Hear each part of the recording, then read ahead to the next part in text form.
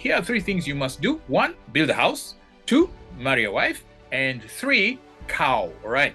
So my dad was just simply telling me that those resources you're going to get out there, if you want to maximize them, find a good woman to work with so that we can actually empower the resources that you have and create wealth for your family.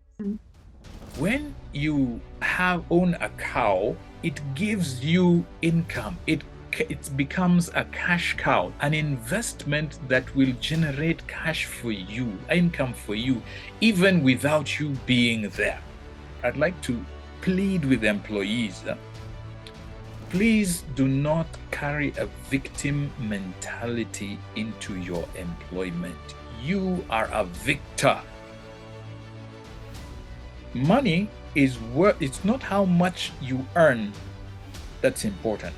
It's what you do with it that matters.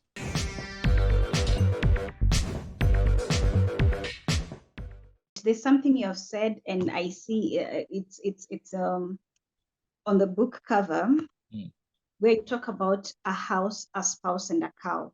And I like books with metaphors because once you decode a metaphor, you're likely to forever remember this kind of information because it's a riddle. So once it's been, it's been, when you understand the meaning, you'll forever remember. So this for me is good because I will not forget. Once you tell us what a house, a spouse, and a cow means, I'm likely not to forget. So tell us about this. Okay, now that one, I will not take credit for that story. That story comes from my father. All right. Now, my father, as a true African elder, was very happy with me graduating from university.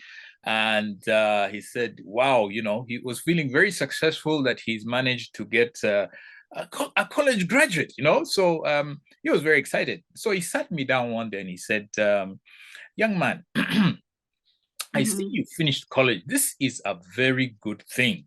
Of course, in my mind, I was thinking like, okay, here goes some African wisdom. The old man has sat down and he wants to give me a story. Let me just be patient and listen to this story. So he says, I see you finished school, right? And by the way, this happens in all African settings. The wisdom of the elders is really prized. But we modern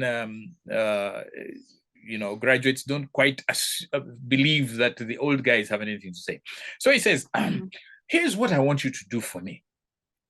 First of all, I want you to build a house. I want you to build a house. Yeah. And second, I want you to marry a wife. Look for a good wife. Okay. And the third thing I want you to do is to buy a cow. Okay. And buy the cow. This is when you just graduated. This is after graduation. This is after graduation, right after graduation. I want you to buy a cow and bring it for me to look after. Now, I had just gotten my first job and he was really excited about this. And so he says, here are three things you must do. 1, build a house.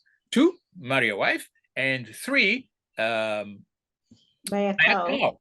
And I thought I heard a car, car with boom, boom. No, it was not a car. He said cow. All right. So I thought, okay, let the old man have his say. He's graduate. He's paid my school fees up to college, and he's managed to get me a job. So let him have his say. So off I go to work. And after a couple of years, I was teaching as a teacher in a rural area, and I taught for a number of years, and I was living in a house, in my own house. I actually built a house in the village, right? Okay.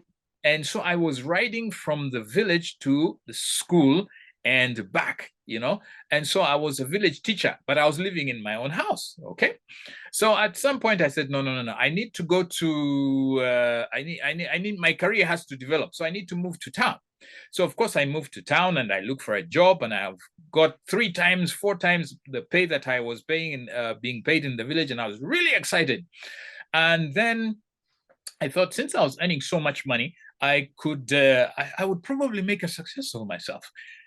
But after a couple of months, I find that I'm earning more money, but I'm not generating, it's all going away. So I sat down to analyze my finances and I figured out that, you know what? 40% of my income is for rent.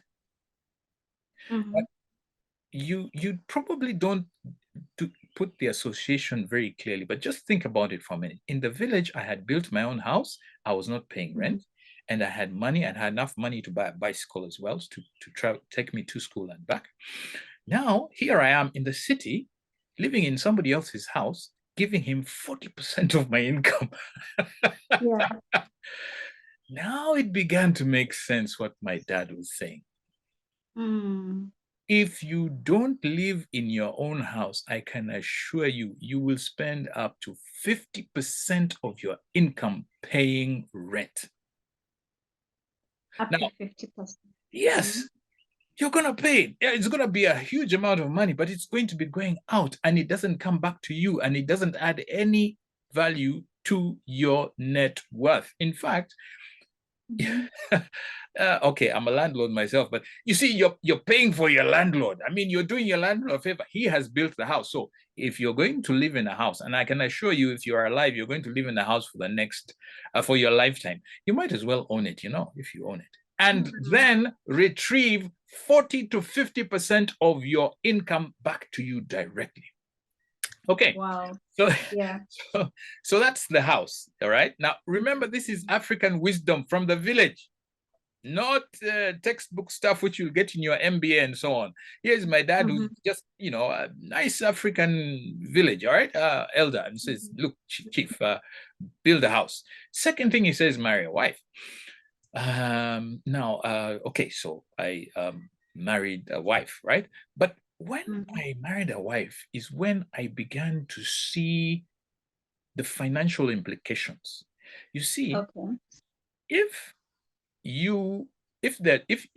two become one and you move from two different houses and you get to one house, and you can eat food off one plate, your costs are halved and your income, if you get my meaning, is doubled. You have more resources because you are two working on the same project.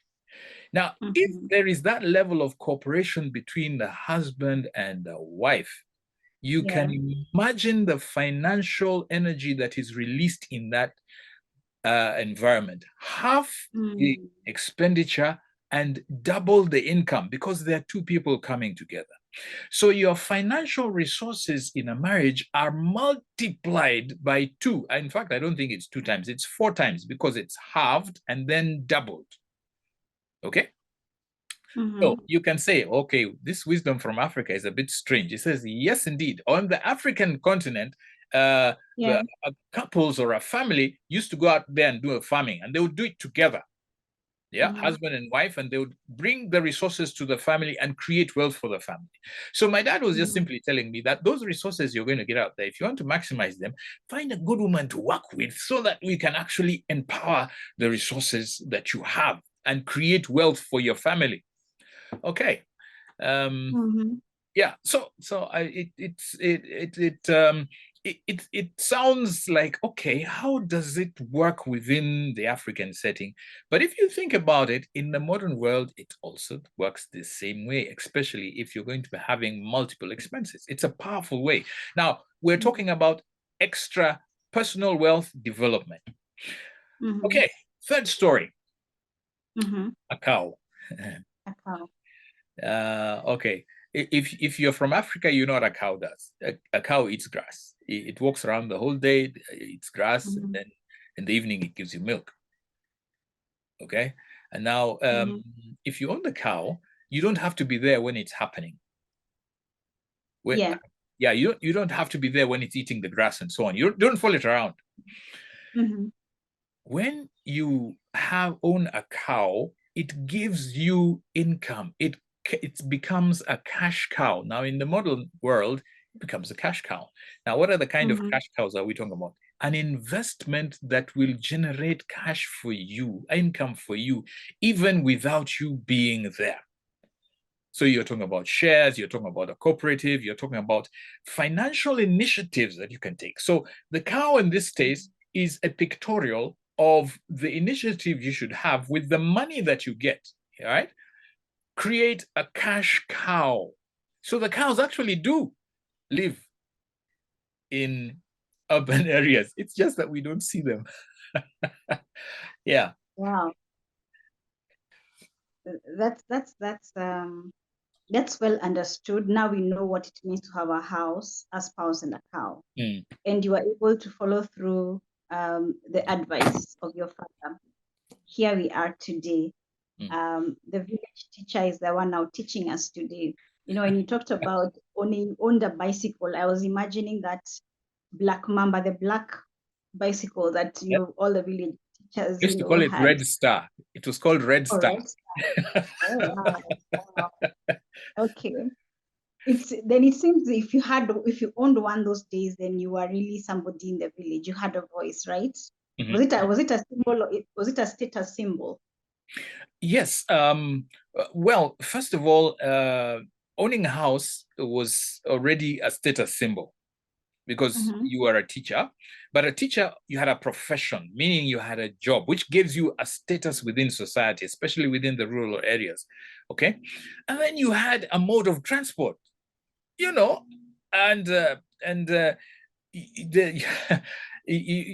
used to call it Red Star because, yes, it was those black contraptions with wheels and so on, but very few people had them, all right? And so in society, there was an expectation. But here's another thing I found about teachers in the rural area. Teachers in the rural area were the people who owned the butcheries. They owned the shops. They owned and leased farms from those who didn't know what to do with them and grew maize and other crops on them for sale. The teacher or the professional or the person who had an income could actually plan for their own development. So they had the posho mills, they were owned by teachers. The butcheries were owned by teachers. The shops were owned by teachers. Wow. Now, do you see what I mean by taking your income in that sort of lowly position, and people assume that, man, you're just a messenger. Oh, you're just a teacher. What can you do? But they had the financial sense to be able to multiply. Now, I don't say that just for teachers, because I think every professional should have it. But in the rural areas, you will find in most of Africa that the teacher is the one who brings development. He's the one who has investments. He is the one who has a farm. He's the one who has a house. He has a bicycle. He has the radio. He has... You know what I'm saying? Yeah. And those are all things that are for his family. And he's educating his children at the same time. Yeah. Thanks. Wow, that's so a teacher is not just a mere teacher. I think from that model you've explained, they learned the secret of creating wealth, quite early into their careers, right? So yeah, that's something we need to learn today. So there's something you said when you're talking about a spouse, where you synergize and your resources, and it means you have more. You have, he brings and she brings, and you have a lot more. But there's this debate, and maybe this we can talk in another series or in another series, where it said that his money is our money, her money is her money, So that came to my mind when you're talking about how you synergize your resources, both of you. Then I was like, so we need to talk about this. We need to demystify this. How is it his is our money and hers is her money, But that's for another day.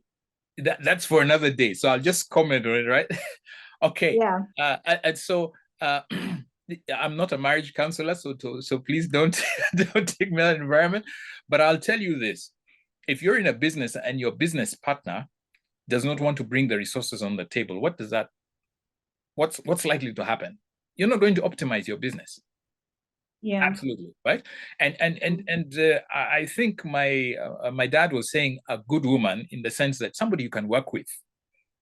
If you can trust me with everything else except your money, what are you telling me? You know what I'm saying? It's a question of trust. It's a question of, hey, let's work together. And you used the very powerful word. You said synergy. Are you able to synergize the inflows and the cash inflows of your family? And just because one partner is not working doesn't mean that you can't synergize it. You can. The one partner can bring in the income, the other partner maximizes it, uses it in such an efficient manner that all of you benefit. So there's no, there's no him, how, we lost, up, down. No. Let's just do this thing in a synergistic manner that creates value for all of us. There is a column in one of our dailies. And in this column, it highlights dilemmas from employees.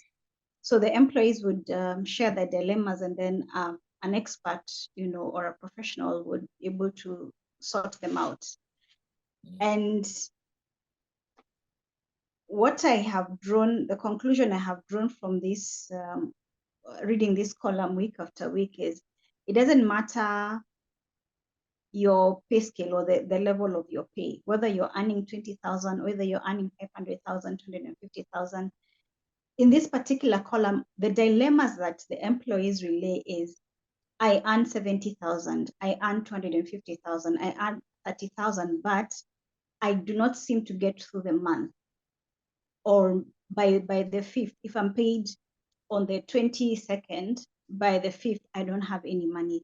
If I'm paid on the 1st, by 10th, I don't have any money. So it's not about how much one is paid. That's what I realized, because you have all these, job groups or, pay scales, and all of them have the same dilemma. So it doesn't matter whether you're earning 500,000 or 20 or 50 or 70, they all have one dilemma. And they're like, how